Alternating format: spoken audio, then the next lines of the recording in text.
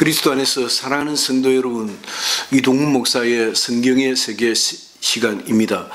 제가 성경의 세계라고 하는 타이틀을 내어 건 것은 아주 단순한 것입니다. 그리스도인으로 제법 맹렬하게 또 진지하게 살아오면서 성경대로 산다는 삶에 대한 숙제를 잊어버린 적이 없었던 것 같습니다.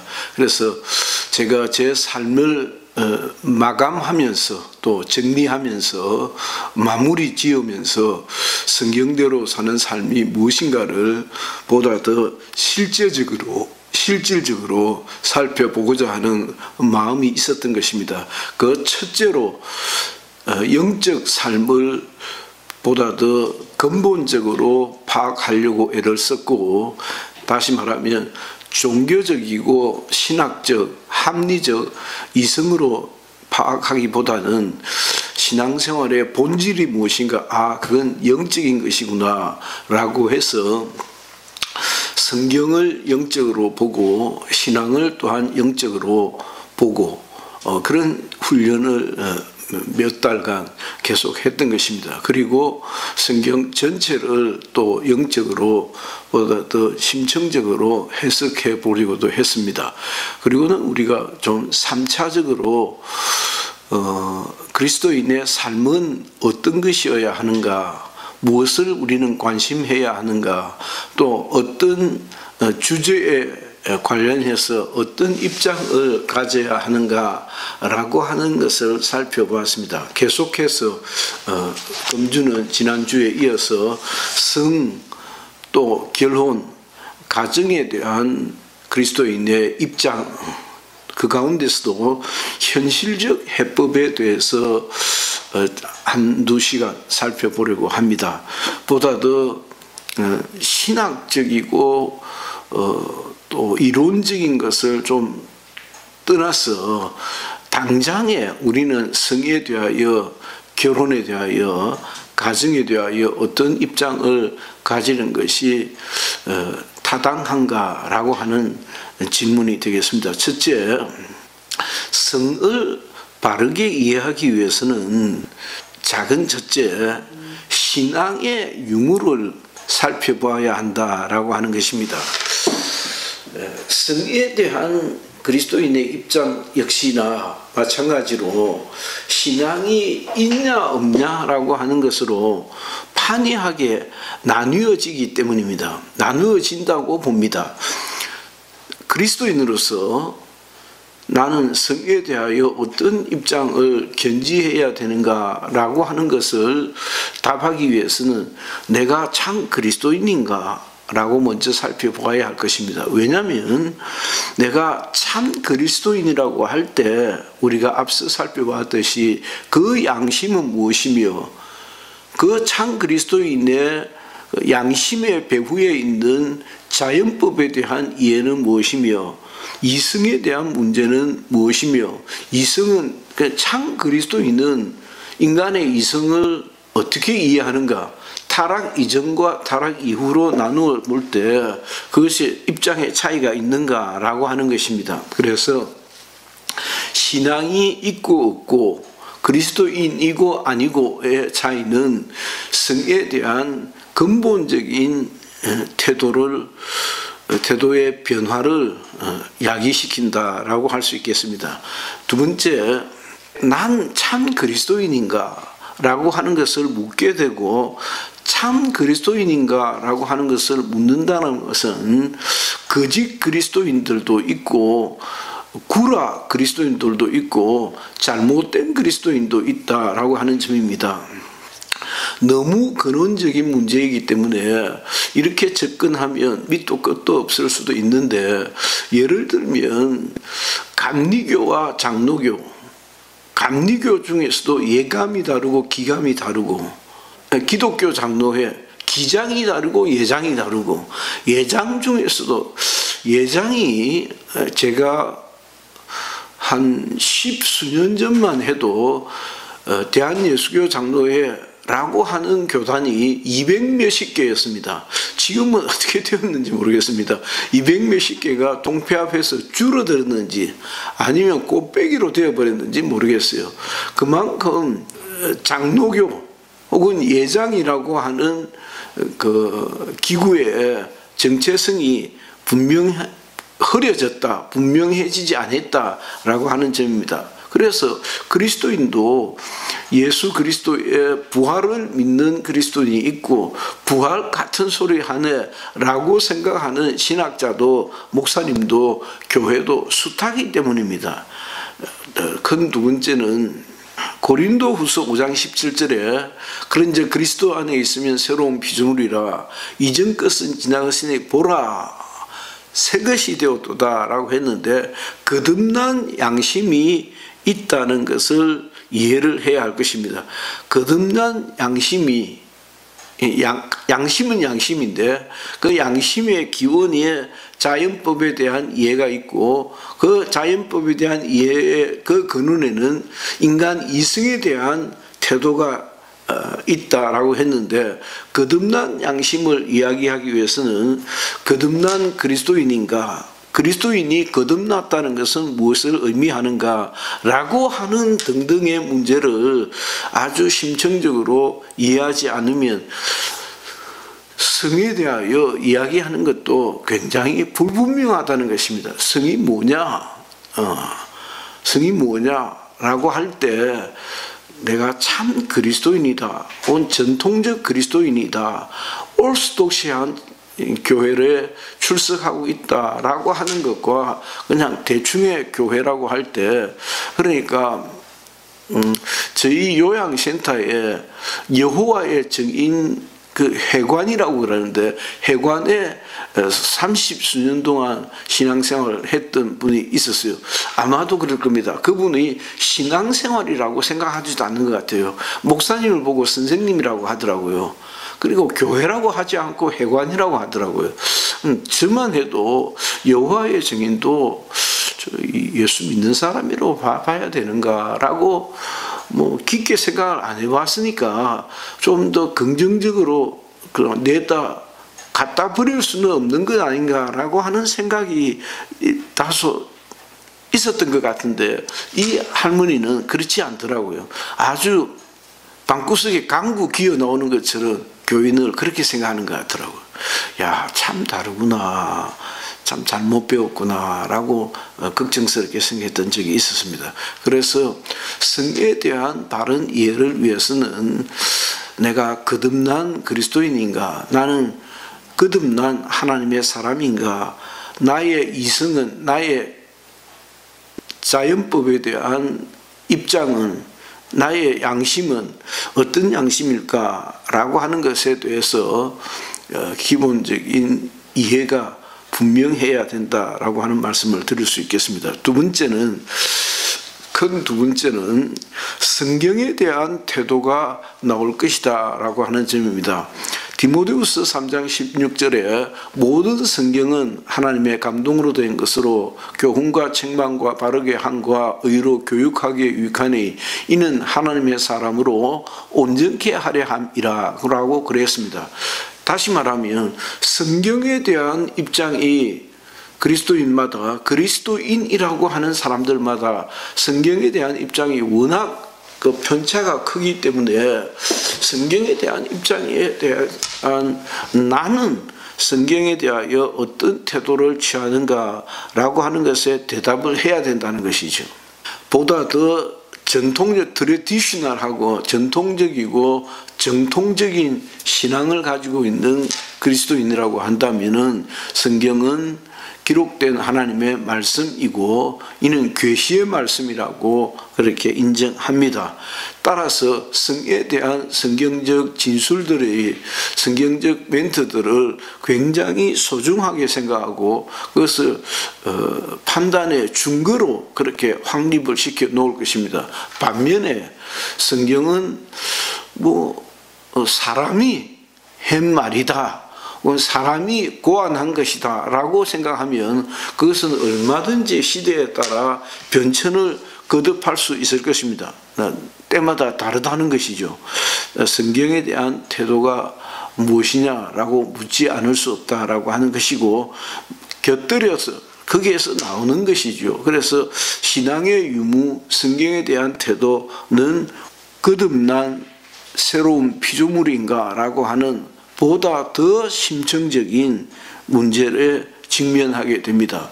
그래서 거듭난 하나님의 자녀다, 거듭난 하나님의 사람이다 라고 할 때 성경에 대한 태도가, 그리고 그 성경에 대한 태도로부터 성에 대한 입장이 나올 것이다 라고 하는 것입니다. 자, 이와 같이 큰 포괄적이고 관념적인 해석이었지만은 성에 대한 이해를, 바른 이해를 위해서는 신앙의 아주 근본적인 문제, 참 그리스도인인가, 참 그리스도인은 무엇인가, 성경에 대한 너의 태도는 어떠한가 등등을 한번 살펴보았습니다. 여러분들이 스스로 답을 할 수 있을 것이라고 생각이 듭니다. 다음 순서로 넘어가서 다른 두 번째는, 자, 그러면 성에 대한 그리스도인의 입장을 묻기 이전에 인간을 어떻게 보느냐 하는 것입니다. 성에 대한 답을 하기 위해서 인간을 어떻게 보느냐라고 하는 것을 대답을 해야 할 것입니다. 인간은 짐승이라고 하는 것입니다. 이건 그냥 제가 하는 말이 아니고 성경에 기초해서 성경으로부터 유추한 대답이라고 생각합니다. 인간은, 그러니까 창세기 1장에 있는 흙으로 지음을 받은 인간은, 그러니까 육체를 가지고 있는, 흙이라고 하는 육체를 가지고 있는 인간은 짐승과 같은 본능을 가지고 있는 존재다라고 하는 것입니다. 그럼에도 창세기 2장 7절에 플러스 알파, 창세기 2장 7절에 그 흙으로 지음을 받은 인간을 하나님께서 하나님의 영을 불어넣으심으로 영적 존재가 되게 하셨다 했는데, 그 영적 존재는 아주 신사적인 사람이 되게 했다라는 것이 아니고 영적 존재가 되게 하셨다는 것이죠. 그러니까 사람은 영적 존재 그 이전에 흙으로 지음을 받은 육체적 본성이 있는 짐승과 같은 존재다라고 하는 것입니다. 짐승과 같은 존재라는 것이 무엇을 뜻할까요? 육체의 본성이 있는, 육체의 니드가 있는, 육체의 충동이 있는 존재다라고 하는 것입니다. 그러면 육체의 충동이 있는 존재를, 육체에 충동이 있는 존재라는 것은 또 무엇을 의미하는 것일까? 육체의 충동을 보다 내추럴하게, 자연스럽게 본다는 것이죠. 그러니까 성을 육체의 충동으로 보면, 아, 육체의 충동을 가지고 있는 존재구나. 그래서 자, 이게 참 좋은 사례라고 할 수 있는데, 목사님 딸입니다. 목사님 딸이고, 제가 처음 전도사 사역을 했던 교회의 그 목사님 딸아이였는데, 제가 처음 대학을 졸업하고 전임 전도사로 사역을 하기 시작했던 그 아이는 중학생이었습니다. 아주 참하고 국립대학을 졸업한 그런 아이였는데, 그 아이가 어떻게 너무너무 제가 이상적으로 생각하는 여자아이였는데, 그 아이가 이혼을 했어요. 왜 이혼을 했을까요? 참, 그 목사님 네 분이, 제가 섬겼던 목사님 네 분께서 굉장히 속상해 하셨습니다. 속상하죠. 너무너무 괜찮은 아이였는데, 그 사연인즉 이 신랑이라는 남자애가 도대체 신부를 건드리질 않는다는 거예요. 이혼 사유가 충분했던 겁니다. 성격이 안 맞는 것도 아니고 아예 건드리지 않아요. 그래서 어느 명절에 한번 저희 내외가 찾아갔는데 사모님이 그런 얘기를 합니다. 그래서 그 사모님도 엄청 그 조용하고 정숙한 그런 분이셨는데, 그 사모님이 들려주는 얘기가 어떻게 막 남자를 그냥 꼬시는, 남자의 성을 자극하는 그런 방법까지도 딸아이한테 가르쳐 줬다. 그런데 약효가 안 먹히더라는 거죠. 그러니까 결국은 이혼을 했다는 것입니다. 바로 그런 경우입니다. 육체의 본성이 없는 것이 고장이 난 거지 육체의 본성이 있는 게 고장이 난 게 아니라는 거죠. 이해가 되시죠? 육체의 본성이 있는 것을 보고 저 사람은 육체의 본성이 있구나 라고 해야 되지, 육체의 본성이 없는 놈을 보고 저 친구는 고장이 났구나 라고 봐야 그게 정상이라는 것입니다. 여기에서 우리는 다음 시간에 살펴볼 수 있을까라고 생각하고 있었는데, 그 육체의 본성을 그냥 내추럴한 자연적인 본성의 유출로만 해석해야 될 것인가 라고 하는 것에 대해서는 좀 숙고의 여지가 있습니다. 왜냐하면 그 자연적인 본성은 함량해야 되는, 절제해야 되는, 혹은 다듬어야 되는, 혹은 법적인 제약을 가지고 있을 수 있는, 사회 공동체의 약속을 지켜야 하는 조건 속에 있다는 것입니다. 그러니까 육체의 본성을 이해를 해야 되겠다라고 하는 것 플러스, 그 육체의 본성은 인격이라는 것에 들어가기 때문에, 인격이라는 것은 내버려 두는 것이 아니라 규제를 받아야 되고, 사회 공동체에 의한 약속에 따라서 규제를 받아야 되고, 그 이전에 육체의 본성을 가지고 있는 짐승 같으면 안 되잖아요. 육체의 본성을 가진 사람이어야 되잖아요. 그 사람으로서의 도리를 해야 된다라고 하는 점입니다. 아무튼 사람은 육체의 본성을 가진 짐승과 같은 존재이다. 그 짐승과 같은 존재에 하나님께서 영을 불어넣으셔서 영원한 삶을 사모하는 영적 존재가 되게 하셨다라고 하는 것이고, 그렇다고 성에 대한 충동이 마냥 자연스럽기만 한 것이냐라고 하는 데서는 문제점이 없지 않다라고 하는 데까지 말씀을 드리겠습니다. 그 다음으로는 세 번째, 앞선 시간에 지난 주간에도 말씀을 드렸던 것으로 생각이 듭니다. 성은 하나님의 창조 질서 속에 있는 하나의 규범이다라고 하는 것이죠. 창세기 2장 1장 27절 28절에 하나님께서 남자와 여자를 지으시고 생육하고 번성하라 하셨습니다. 생육이 혼자서 생육이 되고 번성이 됩니까? 암수가 만나야, 암수가 성적 결합이 이루어져야 생육도 되고 번성도 되는 것이죠.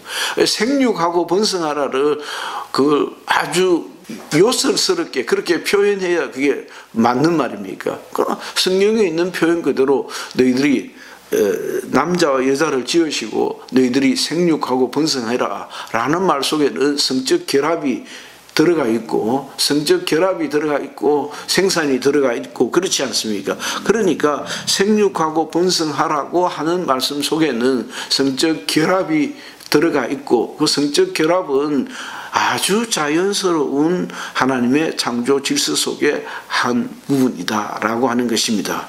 자, 그 다음으로는 너무 길게만 할 수가 없어서 한 발자국 좀 더 앞으로 나가 보면 성은 하나님의 선물이라고 보아야 하지 않겠느냐라고 하는 제 입장입니다. 성은 하나님께서 최초 천지만물을 창조하셨을 때 참 여러분들도 그렇게 느끼셨습니까? 아담과 하와가, 아담은 아담대로 불순종에 대한 형벌을 받습니다. 하와는 하와대로 불순종에 대한 또 처벌을 받습니다. 그 처벌인 보면은 하와는 그리움에 대한 그리움이라고 하는 처벌을 받고, 아담은 노동에 대한 처벌을 받습니다.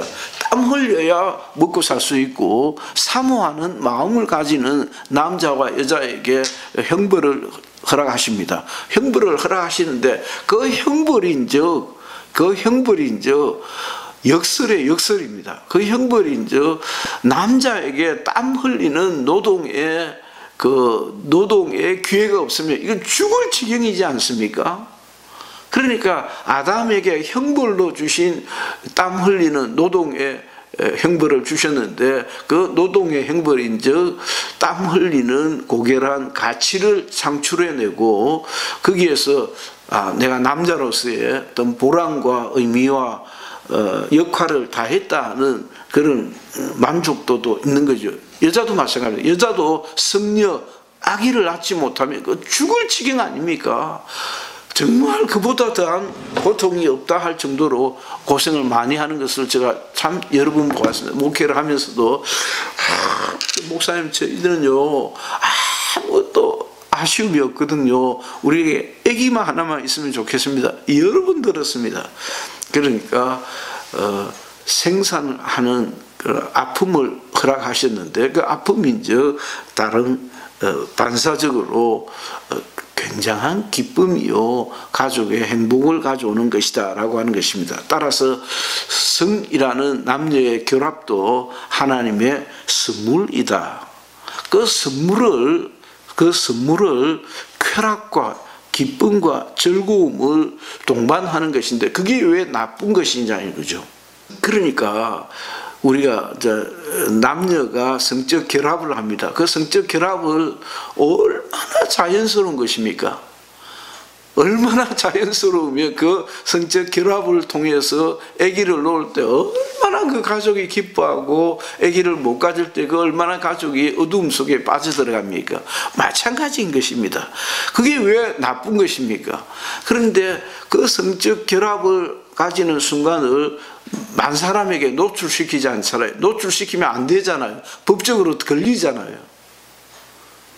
이와 같이 하나님의 선물이고 그 하나님의 선물을 우리가 누리는 육체의 즐거움이고 쾌락이고 기쁨이고 만족인데 이 만족을 왜 그게 잘못된 것인가? 왜 그 잘못된 시각으로 보아야 하는가? 라고 하는 것이고 그러면 그걸 가지고 만 사람에게 자랑하고 다녀야 되느냐? 노출해야 되느냐? 또 그것도 아니단 말이지. 그래서 그거 참 쉬운 문제가 아닐세 라고 하는 생각을 하게 됩니다. 따라서 우리는 이런 문제들에 대해서도 좀 더 성숙한 태도를 가지고 교회 안에서도 청년들끼리 청년 세대들이 혹은 중학교, 고등학교, 대학 등급을 달리하는 계층의 남녀 청년들이 이런 성에 대하여 개방적인 입장을 가지고 그리스도인은 성을 어떻게 보아야 하는가 등등의 세미나도 할 수 있고 디스커션도 할 수 있다라고 생각합니다. 마지막 오늘 5번째는 순결의 문제입니다. 남자는 동정의 문제입니다. 자, 순결 혹은 동정이라는 것을 하나님의 명령으로 봐야 하는가 하는 질문입니다. 저도 잘 모르겠어요. 저도 잘 모르겠는데 저는요 청년 시절에 순결하지 않는 아내를 드릴 수가 있을까? 순결하지 않는 여자랑 만날 수 있을까? 아주 안 된다고 생각했어요. 아주 지저분하다, 더럽다라고 하는 생각이죠. 그런 생각을 고정관념처럼 가지고 있었는데 철이 들었다고 할까요? 조금 생각이 성숙해졌다고나 할까요? 아니면 시대 문화가 바뀌었다고나 할까요? 그러고 보니까 이 성적 경험이라고 하는 것은 아주 좀 나쁜 말로 좀 비속어로 태평양에 바다 지나가는 것과 똑같은 건데 태평양 바닷가에 배가 지나가는 것과 똑같은 것인데 그걸 가지고 순결이니 동정이니라고 그것을 강요를 한다든지 하나님의 명령으로 보는 것이 하나님의 명령으로 본다 칩시다. 본다 칠 때 그게 하나님의 명령으로 이해하는 사람이 저 사람은 경건한 사람이고 그럴 수도 있지라고 하면 그걸 추저문 사람이고 그렇습니까? 이 문제는 어떻게 할 수 있을 것이냐 이거죠. 너무 다양한 시대마다 장소마다 다양한 가치들이 있어서 이 가치들에 대한 입장이 양심적으로 볼 때, 자연법적으로 볼 때, 인간 이성으로 볼 때, 그렇게 하면 되는가? 여자는 여자대로 남자는 남자대로 순결을 지켜야지. 그리고 깨끗한 남자와 여자들이 만나서 깨끗한 가정을 이루는 것이 하나님의 뜻이지 않는가. 성경 어디에 그렇게 되어 있느냐는 것이요. 성경 어디에서부터 그 답을 유출했느냐라고 생각해 볼 수 있지 않는가라고 하는 것입니다. 너무 다양한 가치들이 현생 인류 속에 있다는 것을 인정해야 되고, 그 인정한다는 것은 다시 말하면 문화적 차이가 있다라고 보아야 하지 않느냐 하는 것입니다. 마지막 세 번째는, 큰 다섯 번째, 세 번째는 그렇다고 그리스도인이든 그리스도인이 아니든 그리스도인이기 때문에 더욱 그렇다고 난잡함을 인정하는 것은 아니지 않느냐. 난잡해도 괜찮다고 하는 말은 성경도 어디에도 있지 않지 않느냐. 성경 어디에 순결을 요구하고 있느냐. 순결을 요구한다고 그럼 경건한 사람이냐, 순결을 지켜야만이 참 그리스도인이냐 등등의 보다 더 네거티브한 질문을 해볼 수 있는데, 반대로 그렇다고 인정하지 않는다고 그럼 난잡하게 살아도 괜찮단 말인가? 혼전 프리섹스가 그냥 권장되어도 괜찮다는 말인가? 라고 하는 등등의 질문들도 던져볼 수 있지 않겠는가 하는 문제입니다. 오늘은 성과 결혼과 가정에 대하여 현실적인 해법들을 찾기 위하여 먼저 5가지를 살펴보고, 오는 수요일에 6번째부터 한 10번째, 11번째, 12번째까지 살펴보면 어떨까 하는 생각을 가지고 있습니다. 혹 여러분들께서도 제 입장, 제가 발제로 말씀드린 것에 대해서 또 다른 입장을 가지고 계시면, 또 조언들을 주시고자 하는 용의가 있으면 전화를 주시든지 댓글을 남겨주시면 제가 참고를 하겠습니다. 이동훈 목사의 성경의 세계 시간이었습니다. 감사합니다.